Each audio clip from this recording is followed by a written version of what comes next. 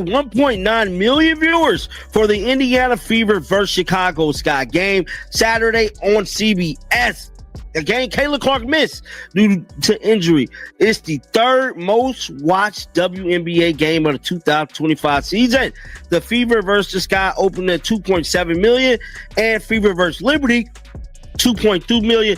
And I'm telling you right now, guess who got the most views? The Indiana Fever. Hands down, the Indiana Fever got more views than any other damn team in the league. Telling you, bro, this team is single-handedly. The Indiana Fever just pulled off the unthinkable 1.92 million viewers without Caitlin Clark on the court. Let that sink in. Even with their rookie phenom sidelined, the Fever delivered one of the most watched WNBA regular season games ever. And yes, Angel Reese was on the opposing team, but let's not get confused. This wasn't about her. The spotlight still belonged to Caitlin, even in her absence. The only reason this matchup drew massive numbers is because of the tidal wave Clark created. Reese may be loud, but she's not the reason America tuned in. This is still Caitlin, Clark's league. This was her opportunity to prove her drawing power, and the entire country has told Angel Reese, no one cares. It is blatantly obvious that the WNBA cannot survive without Caitlin Clark. Caitlin Clark is the reason America is watching women's basketball, period. She's breaking records, drawing millions, and transforming the WNBA. But now, Angel Reese is shamelessly claiming credit for Clark's spotlight. It's not just delusional, it's disrespectful. The numbers don't lie, but Reese, she just might be rewriting fiction as fact. It all started from the national championship game, and I've been dealing with this for 2 years now.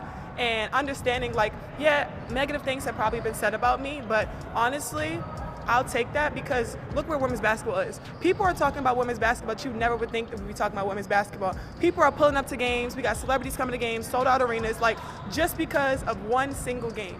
And just looking at that, like, I'll take that role. I'll take the bad guy role, and I'll continue to take that on and be that for my teammates. And if I want to be that, and I know I'll go down in history, I'll look back in 20 years and be like, yeah, the reason why we watching women's basketball is not just because of one person. It's because of me too, and I want y'all to realize that. It was supposed to be another victory lap for the WNBA. The league was soaring on the wings of skyrocketing ratings, viral highlights, and sold-out arenas. All eyes were on Caitlin Clark, the rookie sensation whose name had become synonymous with ratings gold. But then, just as the confetti was falling, Angel Reese grabbed a mic, stepped into the spotlight, and unleashed a moment so unhinged, so jaw-dropping that it might just derail the narrative the WNBA worked so hard to build. In front of cameras, reporters, and millions online, Angel Reese looked dead into the lens and claimed that she, not Caitlin Clark, was the real reason. For the record-breaking viewership explosion, the audacity wasn't just shocking, it was nuclear. She didn't hedge, she didn't soften the blow. She declared that fans weren't just tuning in for Caitlin Clark, they were watching because of her too. And in that moment, Angel Reese didn't just insert herself into the story. Now, she tried to rewrite it. That is mental. That is absolutely mental. Like, that is legitimately something that I did not think was going to happen. This was obviously a national TV game. This was a big game. Even without it, it's a big game. Let's look at the numbers, the ones Angel conveniently left out. Caitlin Clark's impact on WNBA viewership is not a matter of opinion, it's statistical fact.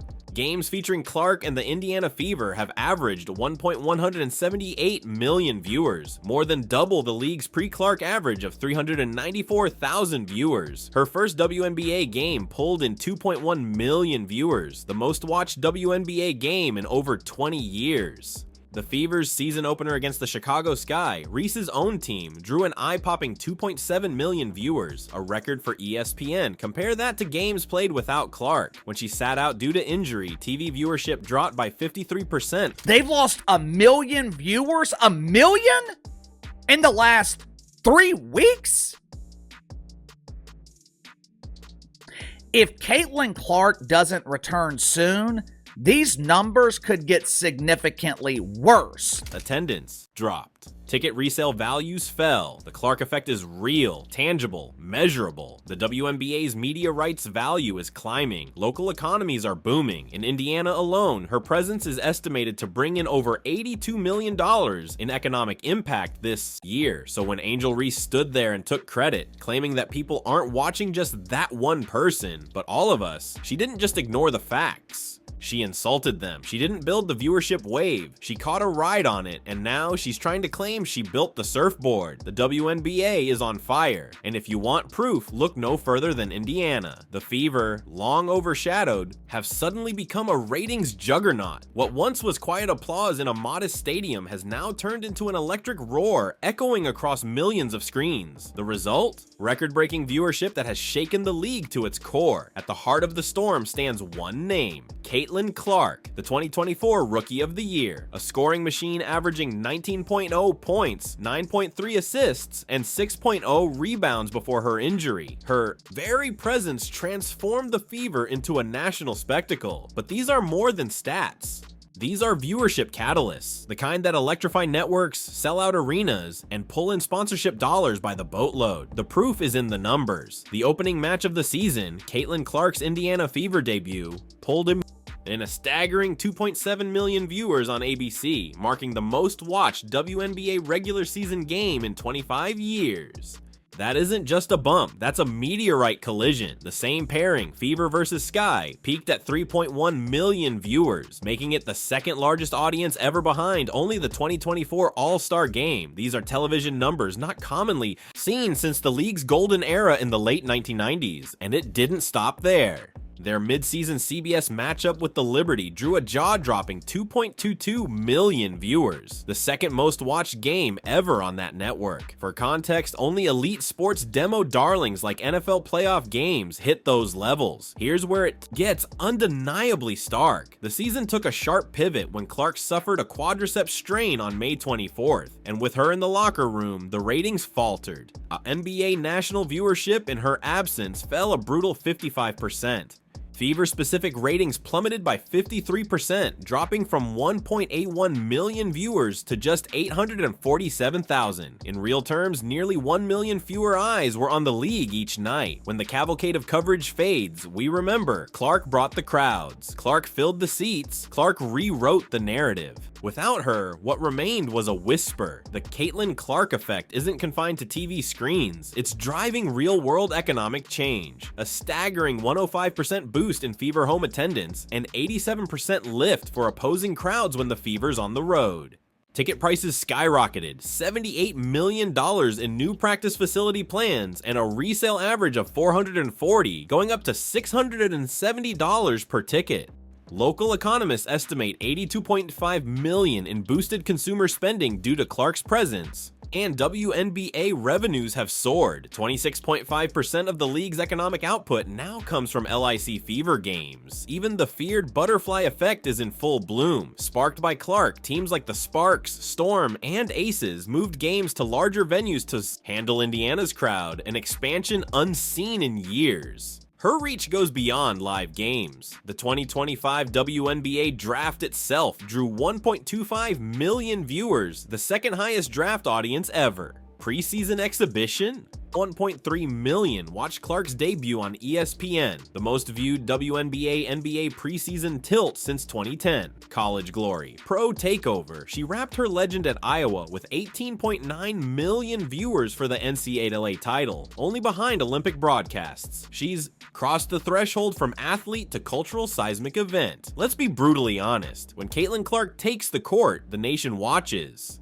That's undisputed fact. From 2.7 million TV viewers to sold-out arenas and economic surges beyond Indiana's usual scope. Loss of Clark? The ratings nosedive is not just dramatic, it's devastating. The league can't ignore it. This isn't speculation. This is turning point reality. From national park to national stage, Clark has unveiled a blueprint of what female athletes can achieve and what the WNBA can become with one transcendent star. Now, with Caitlin Clark ready to return and Sophie Cunningham on the mend, the Fever are on the cusp of reclaiming their peak.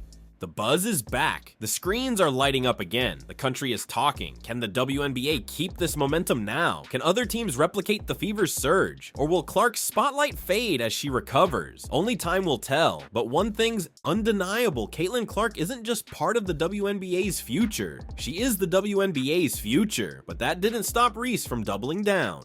In a follow-up post-game session, she dismissed the data. It's not just one face, she said. It's energy, it's competition, it's all of us. Meanwhile, her team had just dropped another loss. Her personal performance was average, at best, but still, the narrative had to be wrestled away from Caitlin Clark, no matter what the scoreboard or the Nielsen ratings had to say.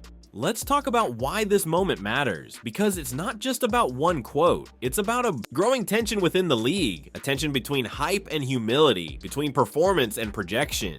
Reese is not just a basketball player, she's a brand, she knows it, she plays into it. She's loud, confrontational, dramatic, and undeniably good at staying in the headlines. But headlines don't equal legacy, viewership does, performance does. And right now, Clark is outscoring and outdrawing everyone in the league, including Reese. The NCAA championship, Clark delivered 18.9 million viewers, more than most NBA Finals games. Her WNBA debut crushed previous records. The Fever's attendance numbers with Clark? Up 105% at home and 87% on the road. She's selling out arenas in opposing cities. She's not just driving the ratings, she is the ratings. But Reese, she's riding shotgun and claiming she built the car. Even more ironic, the original moment that linked their names forever, the infamous "you can't see me" gesture in the 2023 NCAA championship, wasn't Reese's defining moment. It was Caitlin Clark's existence that created the backdrop for that viral exchange. And yet here we are, over a year later, and Reese is still trying to ride that moment like a wave that never crashes. Look, Angel Reese is not a nobody. She's a national champion. She was SEC Player of the Year. She's got fans, swagger, and a legitimate game, but she is not the reason for this viewership boom. That title belongs to Clark, and everyone with eyes and a Wi-Fi signal knows it. Why try to rewrite history? The answer might be simple. Jealousy. Caitlin Clark is being embraced by the media, by sponsors, by fans. She's becoming the face of a league Reese expected to dominate, and instead of stepping up her game, Reese is stepping to the mic, talking about influence instead of earning it. Meanwhile, the WNBA is doing cartwheels behind the scenes. On one hand, Clark is delivering the ratings miracle they've been praying for. On the other, Angel Reese's antics are stealing headlines, creating controversy, and keeping the discourse spicy. But here's the thing, controversy is not the same as growth. You can't build a league on ego and attitude alone.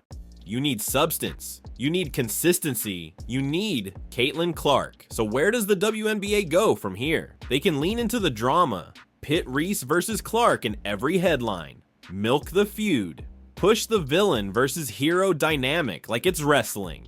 But that's a short-term fix. The long-term solution? Protect the integrity of what's real, honor the numbers, celebrate the stars who perform on the court and not just in front of the cameras. Angel Reese is loud, but Caitlin Clark is loud where it counts. In viewership, in ratings, in wins, in points, in impact. The only reason Reese's claims even made headlines is because she said them next to Clark's shadow. Let's make this clear. Nobody's trying to diminish Angel Reese's impact on the game. She's an icon in her own right, but trying to steal credit from the most impactful rookie in WNBA history. That's not bold. That's desperate. If Angel Reese wants to share the spotlight, she's gonna have to earn it, because right now, the numbers aren't lying. Caitlin Clark is the storm, and Angel Reese, she's just yelling into the wind. If you believe Caitlin Clark is the reason the world is watching, drop a comment below, respect the numbers. Make sure to like, subscribe, and ring that bell, because the drama is only heating up. And we're here to bring you every twist, turn, and truth bomb. This isn't just basketball. This is the fight for the future of the WNBA.